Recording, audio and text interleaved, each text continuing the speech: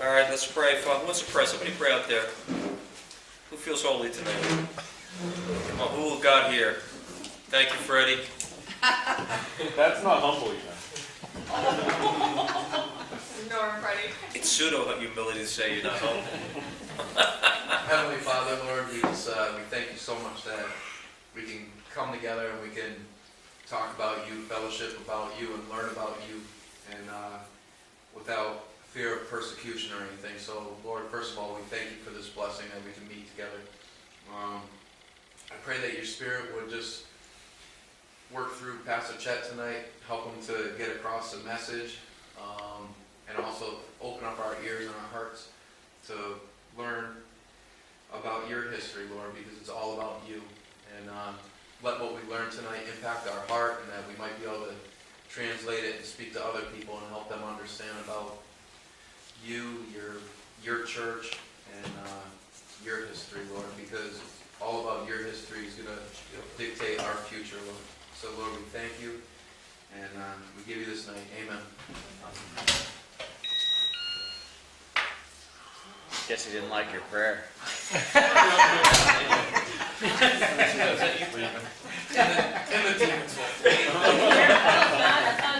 No, it's not.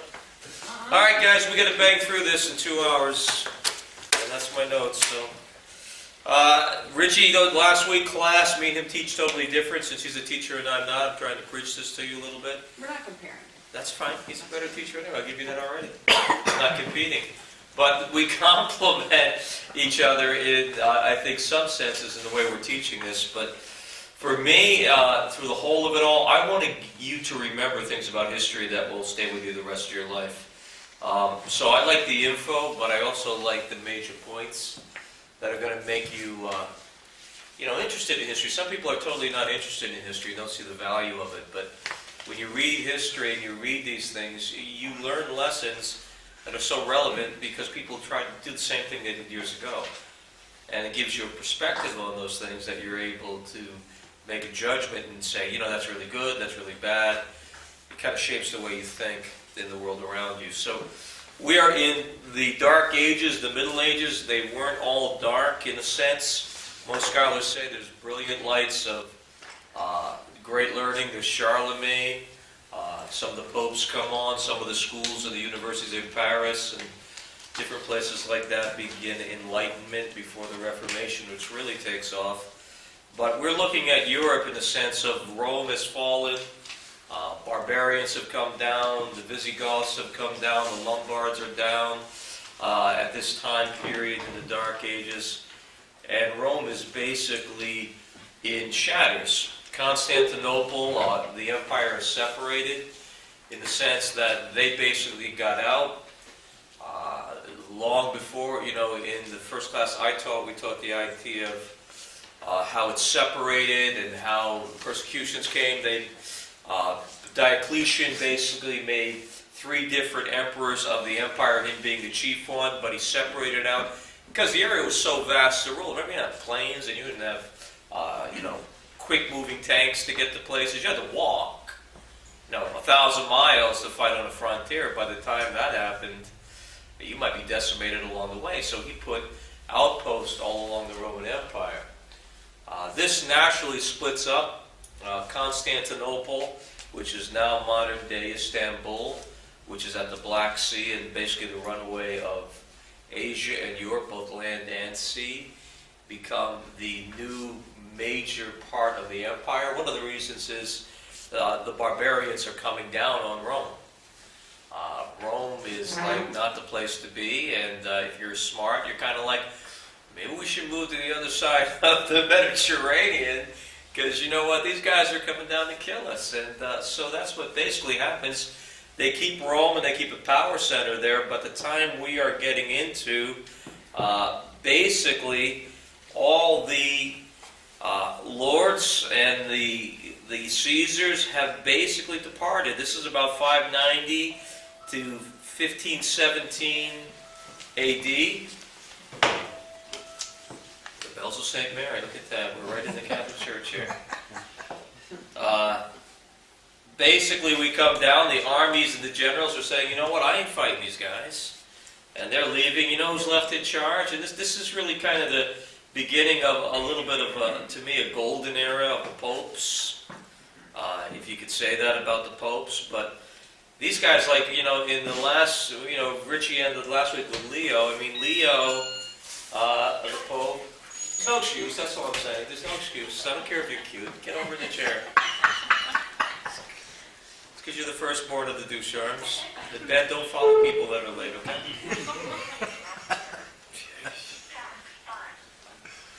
All right. Leo, if you remember from where Richie ended off, I mean, one of the things about Leo that was courageous, Pope Leo, is that, like, all the generals take off and he sits there as Pope and he really goes out by himself to meet the Visigoths, you know. He just walks, he goes out, you know, and he meets them and he makes peace with them. You know, it takes a lot of guts to do that. He doesn't go on with the pomps and circumstance. He goes out and makes peace with these barbarian hordes. And it basically saves Rome from being what? Sacked and completely destroyed. So you see this age coming out. Church history here, it starts off in that way. And a lot of Europe, you know, the author, if you remember, he starts out with that Europe owes Christendom and the church, you know, a lot in the sense that they were the bringers of order in a new order. They were the bringer and maybe keeper and bringing back of law and knowledge and culture and basically civilization to the world. A church did that because government was gone. So the church really, in essence, in the beginning, it becomes abusive, as we'll see later. But the church basically takes the role of state and church because there really is no state. I mean, who wants to stay in the state if you're going to get killed? But the church stood with the people. And so we're in that age, and this is the age that will go from these early popes and Charlemagne in the 8th century, and the popes will become world rulers and all this. But the first one in chapter 17 he takes off with is God's counsel. And this is my namesake, Gregory. Really nice to know about Gregory the Great. He is one of the 4 Latin fathers that would arise from the church. And he's given that. He's not so much a huge doctrinal like Augustine and Jerome. He's not so brilliant in mind.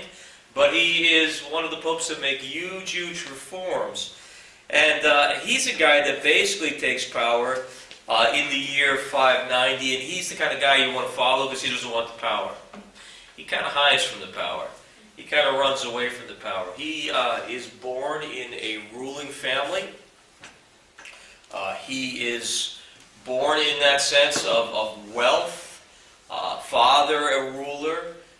Goes to school. He is educated as a statesman. He actually becomes the mayor of Rome. He's appointed by the Emperor Justin as mayor of Rome. So he goes as mayor of Rome. He serves. He gets out. And basically he retreats to this monastery kind of way of life.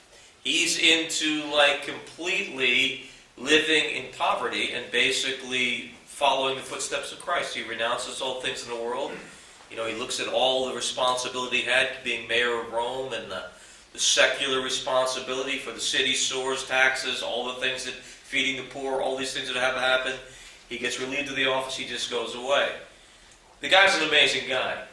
I mean, he takes his whole fortune and he buys like 7 monasteries, I think it is, 5 or 7, several monasteries. Even his own father's palace, he makes into a monastery, St. Andrew's, and he begins to like fund this whole movement in the church.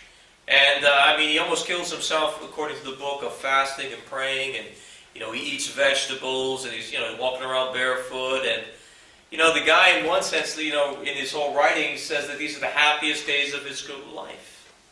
That he's like really doing it, you know. They are not only like being ascetic on one side, but they're also ministering on the other side. And so you look at his work, Gregory.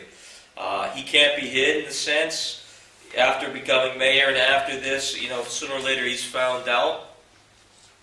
And he is brought to the place of Pope by the Emperor. Basically, in 590, when he comes in the book, Rome is in complete shambles. This is where he begins to become appointed Pope. As he becomes Pope, Rome is in complete shambles. It's not only been conquered and sacked a bunch of times, it's also like been brutally impoverished. And then besides everything else, the Pope before him, the ruler of Italy, they both die. Besides all of that, there is a gigantic plague that hits Rome. I mean, Rome is in shambles. It's like bring out the dead, every day. And here he is in the middle of this whole thing. And guess what? He gets elected to take over the mess as Pope. And, he takes this over. Doesn't want it. Who would want it? Likes his monastery life. But he is given the assignment to do that. The guy is a complete lover of humility, which I love. I mean, he is the beginning Chuck Smith of his day. I mean, even beyond to the extreme. He is a lover of humility. Hates public life. Hates the office. Hates being called the Pope. They want to make him the universal Pope. Like, they give all these, tremendous titles to him, which he shuns, which he, thinks are an abomination. He calls himself the servant of God. Isn't that a great title? Hey, you know what they call me? They call me the servant of God. That's what I want to be. And he takes on that title, that's what he wants people to call him. But he's a tremendous statesman. He puts this whole thing back together. He begins to take rule, even though he doesn't want any pomp and circumstance. He begins to take rule, shuns the fame, yet he does rule with complete authority given to him, and he begins to clean up the whole mess that's around him. Begins to organize the monasteries, begins to organize the government, begins to organize the bishops. And the greatest work he writes is a book which I never knew about called Pastoral Care, which is really a turn. And I want you to remember that name, Pastoral Care, because really it's one, imbalance in the church in the Middle Ages that goes on through, church Christianity to the end of time. Because it really is what Christ portrayed. And what he said to the whole monotheistic movement, which was basically monasteries and asceticism, and that's where they had all of their basically time. He really looks at it and he organizes it. You'll see it in church history even today. I mean, these dilemmas that remembers we're thinking are even today. What do you do in the church? What are we supposed to do? We're supposed to teach Sunday school, make coffee. Even at the camp, anything we do, we're talking about ministry. He takes on this idea that, listen, we can't just live on the mountaintop. The mountaintop is a great place to live, but what's he talking about? He says, listen, Jesus went up on the mountain. He went on the Mount of Transfiguration, but he also came down into the valley, didn't he? And he starts his in the monasteries, the idea where he's going to do what? He's going to bring in the idea that, listen, we're going to live a private life with God, but we're also going to live a public life with God and men. And we're going to come down and we're going to minister. And in that period of time, in history, monasteries did both. They stayed inside, but they came out and they ministered to the poor over and over again. And this was his passion in life. His passion of life was to follow the footsteps of Christ, and bring balance to the church. And in that great work, he begins to do that. But not only does he write it, he also establishes it and makes it the ways of the church in that period of time. So Gregory does a great benefit, basically, to his place in history in doing that. The page. He comes in a time, again, like we said, I'm just going through my notes so I don't miss anything very important for you.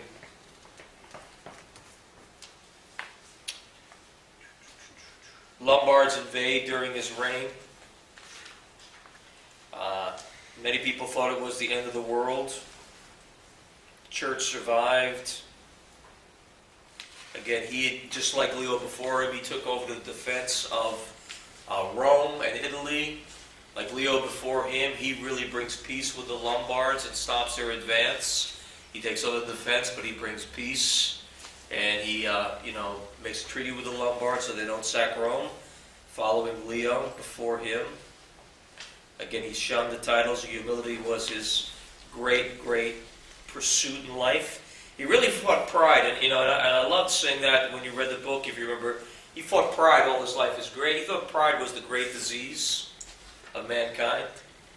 I love that. Like Rich Moy said something to me last week, and I didn't answer back. He said we always have the baby and Chet about the idea of you don't know you're humble, and it's not that I don't know what humility is in some senses, but more than I know I'm humble, I know I'm proud. You know what I'm saying? It's like I know I'm proud. That I guarantee I know. Whether I'm humble or not, you get glimpses of it, but I don't know that, but I know I'm born proud. And I think everyone is born proud, and the idea of proud is justification. You want to be right. And justification is the side of being right. Proud people want to be right all the time. Humble people don't care because they know they're so wrong somebody had died on a cross for them. So it doesn't matter so much that they're right. It matters that Christ is righteous and you lift him up. But the cross always makes us humble. But I know that when I look at people, I remember that's great. I'll say it again and again. Dennis and Randy Pataki at this church, sitting in this room right here, talking about how proud they were, the two most humble people in the whole church, because they knew their pride. They could be humble because they did their fight. Right? When you don't know you're proud, it's really kind of you are. So know you're proud. He knew that. And he knew the disease he had. He fought it all his life, and before he fought the titles. He sought pride as a hound that sought to devour him all his life. He was missionary statesman. It's monastic, ascends basically to the papal throne. So his views of monasticism in monasteries basically ascends. He has a Benedict, Augustine. He's a missionary as a statesman. He sends 40 monks to England and Anglo-Saxon. Basically, the roots that we have in this country of our Christianity, you want to trace them back, stem from him winning England or sending those monks to England, which began to win England and Scotland and Ireland to Christ. So he does that as missionary statesman. He's also a defender of the orthodoxy and this right and good theology. He doesn't have a lot of new ideas as far as what Augustine would have and all the great teachers before him. But he does tremendous works on the Catholic faith, keeping those things established. He does a couple things, again, to add to the Catholic Church. Some of these things are going away, and you look at some of his greatness, and then, we judge this age looking back and looking where we are. So you look at the Catholic Church, and he established penance and transubstantiation, which is the blood turning in the wine and the body of Christ in communion. A lot of things he really set up were praying to martyrs and saints, purgatory, masses he started for removing people from purgatory. But a lot of these doctrines and things he did for the Catholic Church were already established. He just organized them and made them more firm beliefs to the Catholic system. But a lot of these things became part of the church at an early age. So we're living in the Dark Ages, remember. And some of these Dark Ages go over to the day when we look at the Catholic Church. And a lot of you guys came out of the Catholic Church. But again, we're going back from the early beginning, that when we talk the early beginning of the church, the real Catholic Church was the beginning church, wasn't it? Yep. You got to know that. I mean, if you didn't get anything out of the three classes, understand that the real power church was in the first 3 centuries. That was the universal Catholic Church. Somehow through corruption, somehow through the fall of Rome, somehow through necessity, that these guys had to stand and they had to be authoritative, and they had to bring civilization to the world, which was huge then for this church movement, because you had a bunch of barbarians with no justice, no law. The church started to bring those laws back. But the real Catholic Church was in the early days, and those things weren't in those doctrines of the church fathers in the early days. But they start to set up as traditions and strength, and popes are looking for people to what? Not want to come to church, but have to come to church. They're looking for people like anyone. You're trying to start a monopoly, and the church will grow in corruption with this to try to make your whole life basically be under the finger of the church. Not just subjectively, but literally, objectively. That like you can go be excommunicated at any minute, all these things. So they're reinforcing people basically to behave, and they're using what? Places of force to do it, right? Doctrines of force. What we call legalism, right? Well, you get a lot done with legalism and dictatorship, can't you? We don't like it, but you know what? What's the difference? You have to understand when you're talking about this period of time, you're talking about anarchy and chaos. And I still remember going to Chile back in the 80s on the mission field, and I remember we were looking, it was right before Pinochet. They just had come in through tanks about 2 years before, and a lot of basically UN forces were there, and there were war crimes and all that. But there was chaos, is what I'm trying to say. And in chaos, when you try to take control from chaos, usually things get hurt, right? And what happened with that, their national motto, which was great on their flag, we have what's our national motto? In God we trust? Yeah. Theirs was order, by reason or by force. Oh my God. I look at that and go, okay, I get that. We're going to have order here by reason. We'll reason it, but you know what? If you don't want to reason, we'll have it by force. And they lived that. And I think the church was in that same position in one sense. That they had to have order because this was chaos. And so when that happens, a lot of atrocities happen. But that is his legacy. That is his history. He defends orthodoxy.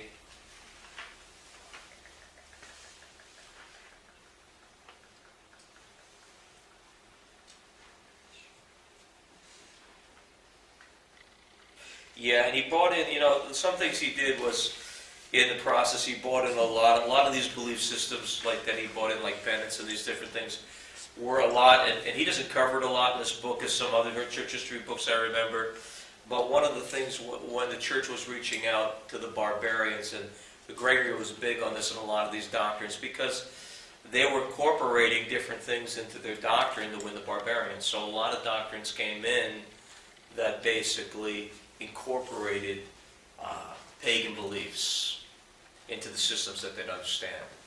No different than the battles you saw back with the Greek philosophers. Now you're talking with the pagan barbarians. I mean, that's where we get whacked today by a lot of people. You celebrate Easter. That was a Roman holiday. Or you celebrate this, or new moons, or whatever you do. A lot of these pagan practices were what? Easily entertained into the church, and it was to bring the barbarians in, or compromise in a sense. And so Gregory and the Catholic Church facilitated a lot of that. Then there's chapter 18, which is search for unity. There was a whole rise in this, and again, through the church age, fighting Leo III is kidnapped into a Greek monastery of no less. He's rescued by night by supporters. So in chapter 18, they're trying to bring unity to the church. The Franks come to the rescue. Charles the Great comes down. He crosses the Alps. Charles the Great, if you remember, he's the one who drove the Muslims out of Spain. Really saved Europe from Muslim invasion. Maybe we'd be Muslims today if it wasn't for Charles. But he saves the Pope. So he is accused in this whole thing, and he has to act to his accusers. There was a great, basically, uprisal over the Pope at this time. He's accused of some things because, again, the powers that come against him are trying to bring him down. So the accusations were false, but to prove they were false, he basically, on Christmas Day, the Pope does what? He prostrates himself, lays hands on the street, he prostrates himself, and he confesses, purging himself of all the accusations. That's on the 23rd. On the 25th, on Christmas Day, because Charles rescued him from kidnapping, what happens, Charles is basically appointed, like Charlemagne, after him, the emperor of basically Europe. So there's a give and take here. Politics is always a give and take. There's church and state separate a little bit here. They're starting to come together. They'll come together in innocence. But the church needs strong supporters. The church was, again, in Rome, the history of Rome was it was one pope after the other. One pope would rise, he'd get knocked off. Another pope would come in. Somebody would buy a pope to come in. Leo gets in there and he's taken out. He calls Charles to help him. He's accused of all these things. What happens? Charles comes over the Alps. He liberates him. He's still under all this accusation. True or false? The Pope basically confesses before God that he's innocent. That's enough. How's he paid back? And now Christmas Day, he goes over to Charles the Great. The Hammer basically is his nickname. Lays his hands on his crown. And he commissions him as the protector and emperor of the Christian Roman Empire. So, basically, he saved the church, and the church begins to unite with powerful friends to keep itself alive. One of the things that the author brought out was that this is kind of hard for us to understand in modern times. The idea, like today we have this idea of an autonomous, strong state without religious affiliation, church concept. Voluntary association apart from organized society is what he writes. In other words, we have the idea that like we're separate from church and state. That idea did not exist then. Okay, there was no idea like separation of church and state. So this was alien from their minds. In fact, there was going to be a uniting of both. Again, as we go to innocence, where they are like the Pope is both church and state. That's the zenith of the Catholic Church, that they are both complete power of state and church. They have all spheres in every way around them, in heaven and in earth. And they spread out in this lust for power, which peaks in the Dark Ages, towards the end of the Dark Ages or Middle Ages. So, Augustine theology drew on this idea of the universal church. Again, the tradition of the Roman views of empire and Caesar worship. All these things were used in bringing civilization, if you remember. You remember we talked about the Romans, that they wanted Caesar to be worshipped? Why did they want Caesar to be worshipped? Because it would bring unity to the Roman Empire, religion, spirit. Everybody's going to worship Caesar. They would pay their allegiance by burning incense or doing some kind of homage to Caesar to show they weren't in rebellion, right? Well, the same way in the Roman Empire, what did the church want? The churches that wanted to bring order wanted to bring the church and allegiance to the Pope in to create what? Order. And so, the church will begin to push for that. And some of those pushes are good and some of those pushes are bad. Because there's nothing wrong with order, right? But it's how you get the order sometimes that's bad, right? You'd like free will, nice order, and that's what God wants in His church. God's church wants unity of the free will. Well, in the real world, as far as God is the real world, but in the political world of sinners, to make a civilization, sometimes you've got to enforce that kind of power to get that kind of unity. You remember Pax Romana was the idea of the old empire. And they had that to what? To get out of the chaos. The Greek East believed that the empire to pass over to Constantinople. They had a war between their empires. The Franks believed that they could rekindle the East or the Western Empire. So there was this political thing. Charles the Hammer was a Frank king coming out of France, and he would go into Spain. But he's where Charlemagne, he is the grandfather of Charlemagne.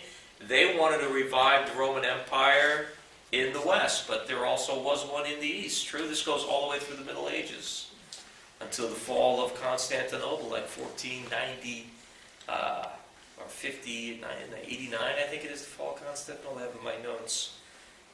There are two basic empires, always one decreasing, one increasing, and this empire here in the West will come up again. Clovis, with support of the Catholic Church, makes the kingdom of the Franks the dominant power against the Germanic tribes, or with the Germanic tribes. After his death, this kingdom decays until the rise of, again, Charles Martel, which is, again, Charles the Hammer. He's most noted Muslim defeater. In 1711, he frees or defeats the Muslims in Spain. That's a historical date. For the big historical dates, you might remember that from your history, world history. That is a huge date, like 1066. Who knows what happened in 1066? My God knows. Yeah, that wasn't that the split of the East-West Orthodoxy with that thing? Wasn't that? No, that wasn't that one. 1066 is a world history mark. That's the Battle of Hastings when William the Conqueror took Europe. Do you remember that from history? I do remember it now. It's up there somewhere. The Saxon king was shot in the eye. Isaac would have loved that. Right through the eye, was shot with an arrow. He went up to fight the Vikings, and then he heard that the Saxons or the Franks were attacking from the sea. He marched his army all the way down from the north and fought them, and he got shot in the eye with an arrow. What a cool story! You're a guy. William the Conqueror took England. Stinking Frenchman, that kills me. You better watch it. There might be French I know, people that's all watching. right. I must be part French because I got part English in me, so. Right? So, the Lombards always want to invade. The Pope gets more protection. Ravenna is given to the papacy. They come over and defeat them, and the Lombards are there for a while until they're put completely down. This whole Martel legacy and dynasty comes over, and finally Charlemagne defeats the Lombards, and they crown him king. So there's a strong alliance between the Franks and the papacy, and this really is like huge. This really goes huge into Europe affairs, like all the way into like Napoleon Bonaparte's day. This is the dynasties of Europe. So the Franks really, French kings really control a lot of this power with the Pope. There's an acceleration, a separation of Latin from the Greek Church, providing, the dependable Western ally. They don't see the need, when they get the Franks, they don't see the need for the Byzantines anymore. Remember, in like the 5th century in southern Constantinople, the Byzantine Empire was like the biggest power. They all left Rome, they went over there, so they're the real power in the world for Rome. But when the Franks come on the scene, like, we don't really need you guys anymore. We got the Franks. So we don't really need this strong power of the Byzantines, so this increases the separation between the East and West Church. So, there's only one step remains to restore the empire to the West, and that's the rise of a great ruler, such we have Charlemagne in 768. He has 3 goals, great king goals. Number 1, to crush his enemies completely. Great goal, huh? Good deal. Yeah, that's what he wants to do. He's king, right? He wants religious power to direct men's souls, and he wants intellectual power to instruct both the souls and minds of men. So there really is a great enlightenment of Charlemagne. He begins this idea of education. He wants peace because he realized you can't do anything without peace, right? Remember Pax Romana? What did the Romans do? Under Augustus Caesar, they created Pax Romana, which means the empire, no matter how much you love the Romans, there was peace. You could go trade, you could do things, right? You could live with your family. You might have to worry about Roman taxes, but you really didn't have to worry about some barbarian herd, coming over the hill and raping your wife and killing your kids. So in one sense, they loved that. Charlemagne really realized that, you had to have peace if you were going to really build anything, because wars kind of knock things down. So he realized that.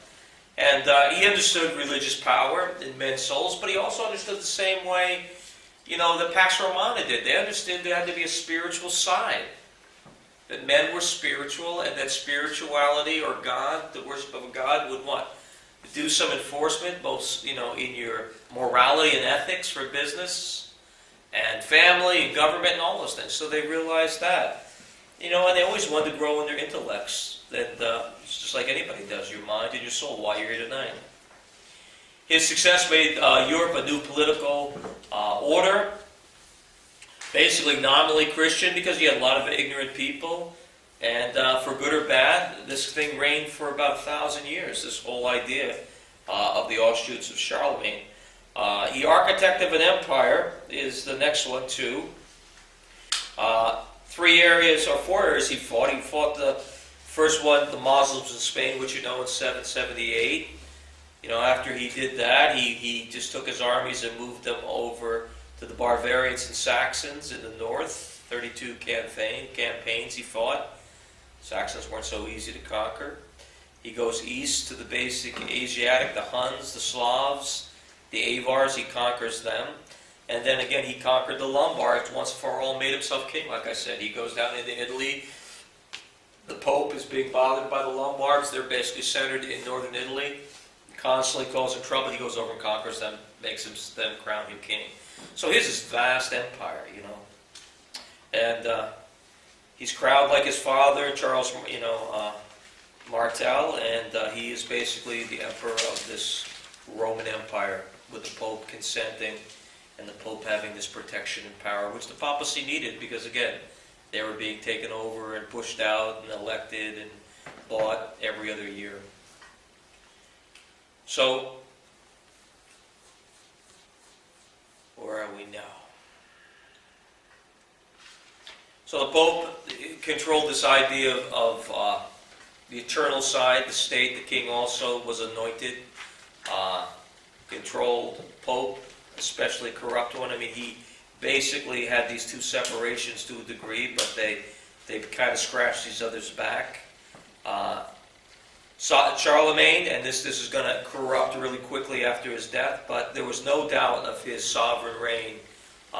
Even the Pope, was under his watchful eyes. So when Charlemagne ruled, what he's saying here is that he reigned absolutely in this whole thing. The Pope really kind of did what Charlemagne wanted, because really, one later writer, when we're talking about getting into the Inquisition, and we're talking about putting down different heresies, and even dealing with the Pope himself, it's like, the Pope has words, but we have swords, and swords are kind of sharper than words, right? So the guy with the swords and the power kind of wins. And so Charlemagne was undoubtedly the ruler of this whole empire at this time. But this is a huge empire, and it's in a feudalistic system. Feudalism, the decline to feudalism, which goes through this whole thing because this empire begins to decay over the death of Charlemagne and this empire. Viking raids come down on Europe. I don't know if you've ever seen the Vikings, but, stories of the Vikings, but, they would dread, the Vikings were like complete barbarians. They'd show up on your shore and, they just come inland and rape and pillage and plunder and kill. And so Europe, would, condense itself into, these fiefs and these landlords or these basically barons, and people would give up their property just to be under the protection because they didn't want to be outside the wall. You remember when we went to Ireland, they had that tower in the middle of the cemetery, which they'd run up in there, and it was a Viking watch, and they'd go up in this tower and, pull the ladder, and basically they were like, we're up here, you're down there, you can't get us. And they was basically just built to protect themselves from the Vikings, to run up with your gold and jewelry for a noble and say, we're up here 50 feet in the air and there's no door. And you can't get us. The Vikings were a real deal.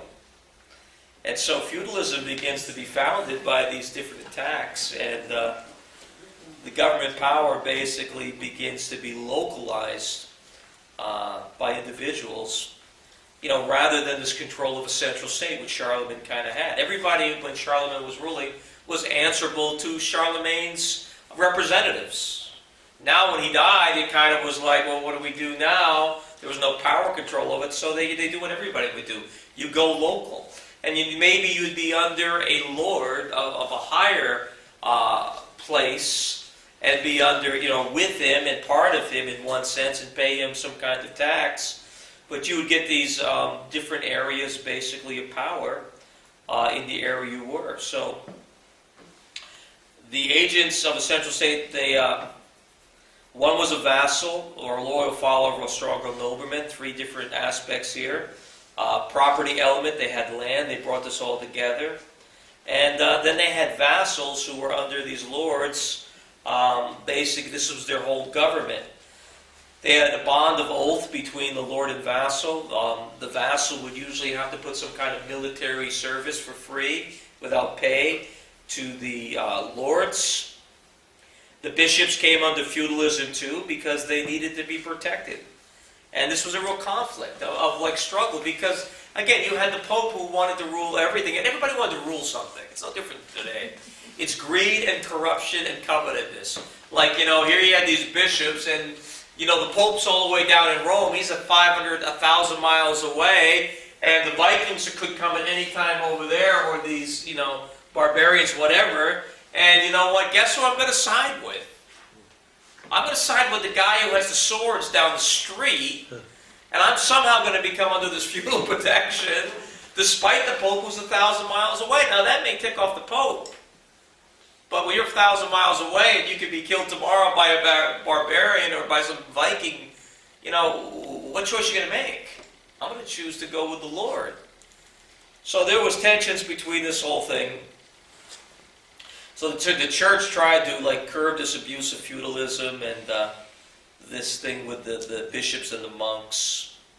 And so they wanted this true God, peace of God. So these things began to rise up in this era. Chivalry, remember all this stuff from all the movies you watched as a little boy. Maybe a little girls didn't watch it, but you watched The Fair Maiden with the gown. And there was this whole area of chivalry in this whole idea.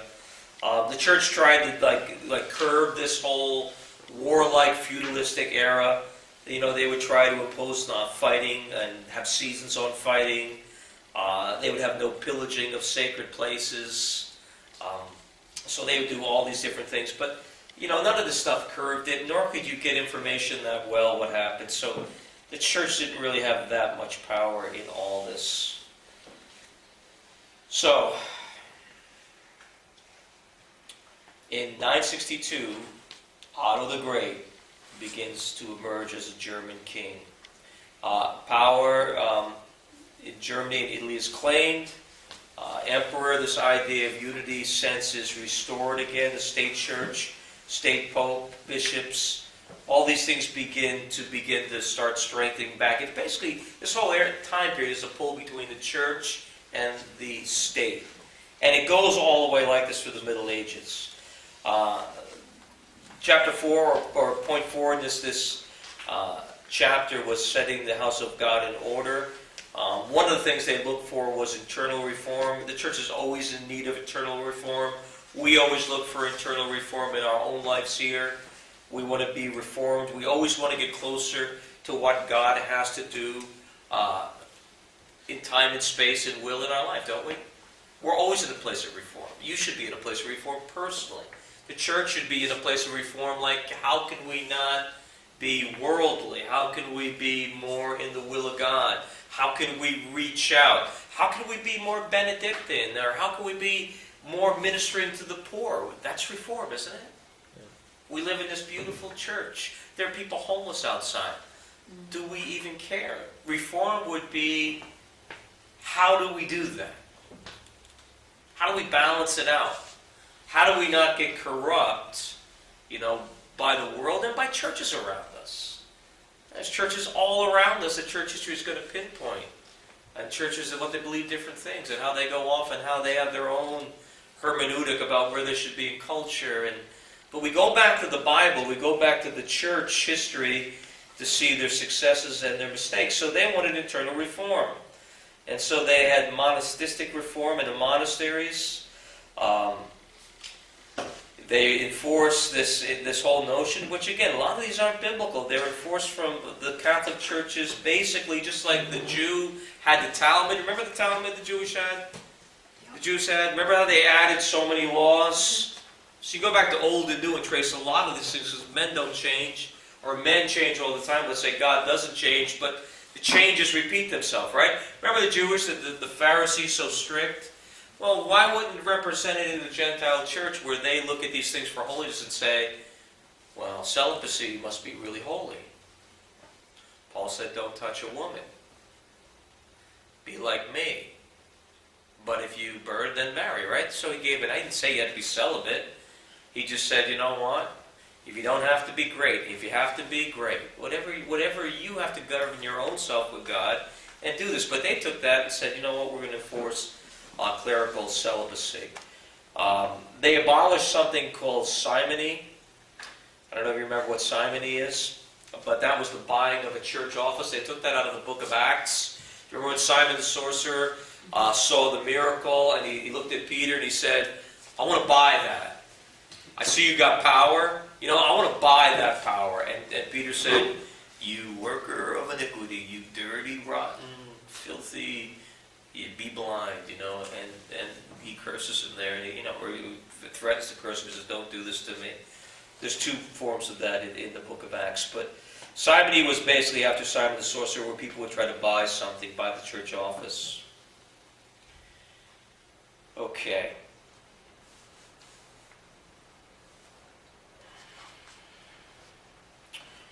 "300 houses." This was a reform that happened at this time period. Houses were freed from lay control. Again, this happened in feudalism. 1054, the papacy was freed and removed from secular interference by creation of the House of Cardinals, henceforth to elect popes. So this was a setting in order. In other words, again, before, popes were either bought in simony, or they were like somehow twisted, like my brother's going to get on the throne, shaky, shaky, scratchy, scratchy. Sometimes kids were put into papacy, you know. So what they did is they said, listen, we can't do this. We have to free this up. This can't be state controlled. So they're fighting back the church. Even though they're going to become the state, which is crazy, they fight back, and what do? They free 300 houses of the church and also from state control. But they free the papacy, that the House of Cardinals can elect, at least somewhat educated, godly men to the position of Pope. So in 1073, we have the Clunic reformers. Hildebrand was elected Pope. He's Gregory the VI. He claimed power unprecedented over the papacy. In other words, he just really started to pull in power. Remember, you're given power, you either use it or lose it, right? Well, this guy didn't lose it. He declared the spiritual power over the temporal. And then they used excommunication. Remember this from your Catholic heritage? Excommunication over any rebellion. So in other words, he was going to excommunicate you. He started to use in his mind this spiritual power he had. That he had this power from Peter. And it goes on to complete insanity with innocence. I mean, innocence claims power over the dead, You just extend your kingdom. If it isn't big enough, let's even go to the heavens. Let's go to the Muslims. Just extend this kingdom. And he extends this power, like he's going to, you're going to rebel against me, then I'm going to excommunicate you. Now, in that day, this really had a lot of power. I mean, it had a lot of power both. A lot of you don't remember the days when social taboos really ostracized you from family and society. I mean, there was a time when getting divorced was like, 50 years ago was like, you did what? Yes.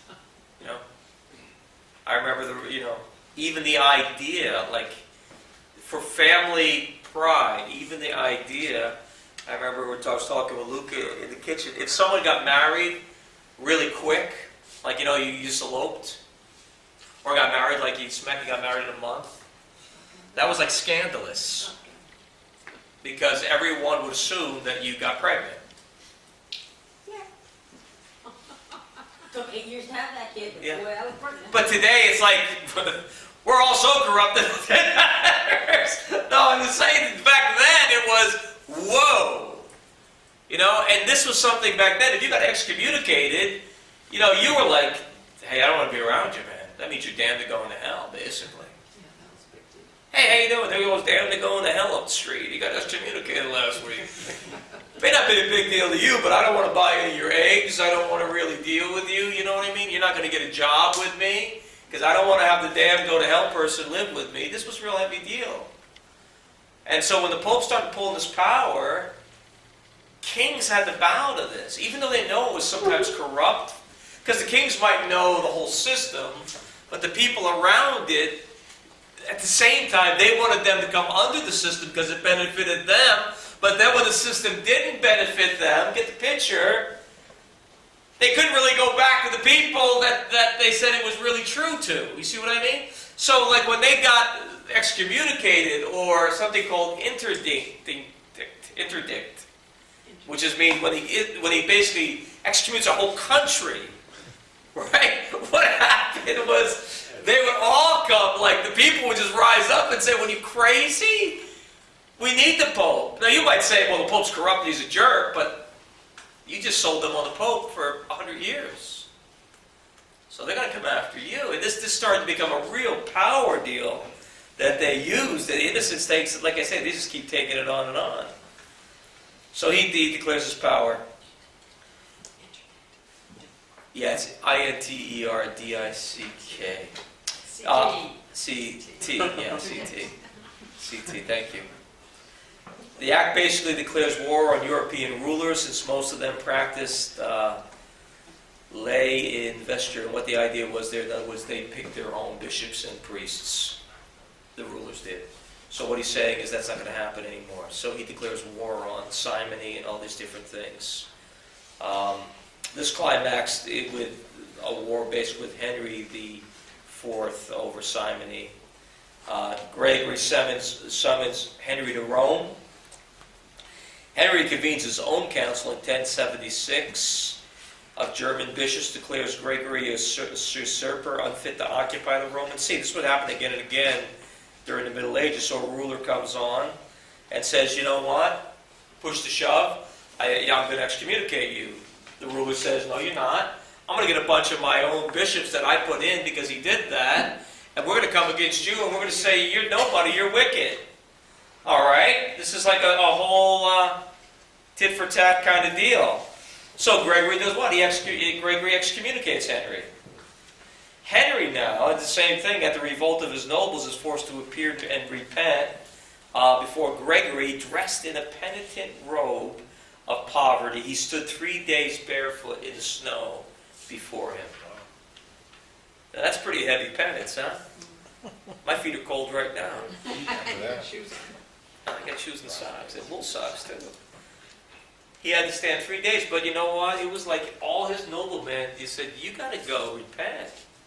That's the Pope." Well, yeah.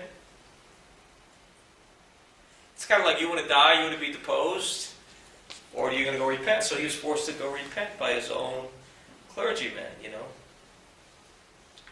So basically the Pope gains in power and the papacy gains in power. And this controversy still raged like till 1122, and you know the bishops met at the Concordian of Worms. They elected in the presence of a church rule. This was a compromise that what they would do now against simony is, in other words, a ruler couldn't elect a bishop. And the Pope compromised, said, if you're going to elect somebody of a major office, an appointed person, either myself or a bishop from Rome, will go, and you will go, and both parties will be there to confirm the person. In other words, we're not going to confirm in what they did in this whole council. We're not going to confirm from Rome somebody without your consent, and you're not going to confirm somebody without our consent. So we're going to compromise in this thing. We're both going to be there. We're both going to agree, and we're going to confirm that person to his place of power. And that was the arrangement that they basically came through in 1122 at, if you want to know, the Concordian of Worms, okay?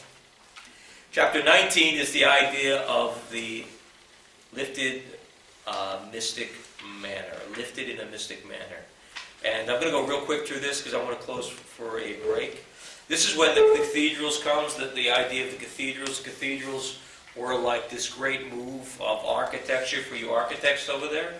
Do you remember architecture, the cathedrals, the buttresses, the high little, yeah. Yes. You're not an architect, don't talk. There's that. You're late, you're talking like an architect. No? It's close. I know. So Gothic architecture reigns, they have stained glass, and the architecture was supposed to be the idea of reaching up to God, the light coming down, these great stained glass windows were basically light coming in, God coming down to man. So this was a whole thing. I mean, they didn't have video back then, right? They didn't have TV, they didn't have like the things we have today to occupy. But this was like a marvel. It's still a marvel to go see Notre Dame Cathedral. Most of these cathedrals fell down because they didn't know how to build. Notre Dame still stands, and a few churches still stand. But you see this great work of art that they built, and basically this was like a wonder of the world to them in these places. 500 of these get built in a century, under the church's move. Innocent III begins to rise. He is the great and the most powerful pope of all things. He's trained in legalities and church government. He declared himself, you talk about power, and the opposite of basically Gregory the Great, Innocent the Great. Instead of taking on the servant of the servants of God, he takes on the name the Vicar of Christ. And he calls himself the mediator between God and men. Below God, but above men. In other words, he literally says, basically, listen, I am below God, I'm not God, okay, I'll let you know that, but I'm above all men. Yeah, I mean, he just goes all out on the other extreme of pride, and he wields it too. He tells the princes of Europe that he is like the sun and them like the moon. That the moon derives its light from the sun, so they derive their power from the papacy. So in other words, he's saying, listen, whatever I am, you have is because of me. In other words, you derive all your power from me. I am the sun, you are the moon. And that's the way it is. I mean, this guy's like absolute and crazy. He uses spiritual penalties. Basically, the Pope had the grace for heaven to get you there and the power to keep you out of hell and to avoid these things. He becomes the manager of grace, in a sense. So he basically says, listen, my threat is like, I'm not just going to say you're going to hell. You can tell people to go to hell, but listen, he really means it. When he says it, it's like the real deal. You're going to hell, okay? Have a nice life. He really claimed that kind of power. And you know what? On the ignorance of the Dark Ages, they believed he had that kind of power, many people. And so they bowed under that yoke. In fear of excommunication, peasant to prince, everybody had. When you were excommunicated, I don't know if you guys remember this in the I ever saw somebody excommunicated, but supposedly a bell rang like a funeral bell. A candle was extinguished. And, like I said, you had all these social implications. What happened to you? I mean, you were dead. It's like the Muslim. You ever hear the thing when the Muslims, like you're baptized, you're dead to the family? Yeah. You got excommunicated, you were dead. So there's huge social pressure here. And interdict was the other one that they basically used against the whole nation. And that knowledge, the feudal lords basically were put under that, and they paid the Pope this annual tribute because of these things, so we could squeeze them. King John of England differed over the selection of the Archbishop of Canterbury, and Innocent placed England under interdict and excommunicated John. And under the attack of the barons, Innocent and his vassals, they received England back. In other words, John, the same way, had to capitulate basically to the Pope because his nobles came to him and said, you can't do this. So what that meant when he excommunicated a country, which means the priests just backed away and didn't do any communion. They didn't serve anymore. So basically you had no presence of a functioning church weekly in your country. They just said, okay, we're going to go away. We're not ministering to anybody. And so basically what it did is it just rose this upheaval in the nation, and guess what? You were forced to what? Now you were forced to come back, and then when you came back, guess what? Homage. And so this is the time where like the Roman papacy just grew in wealth. Like beyond the beyond. I mean, people would rake in money. People would come to Rome and they just rake hordes. It was like Casino Royale, They just raked in money and raked people over the coals with this stuff. So, the corruption rolls, and the church rises to its peak of influence. And why don't we take a break? It's 8:05. So you guys want a coffee and cookie? And we got to come back real quick.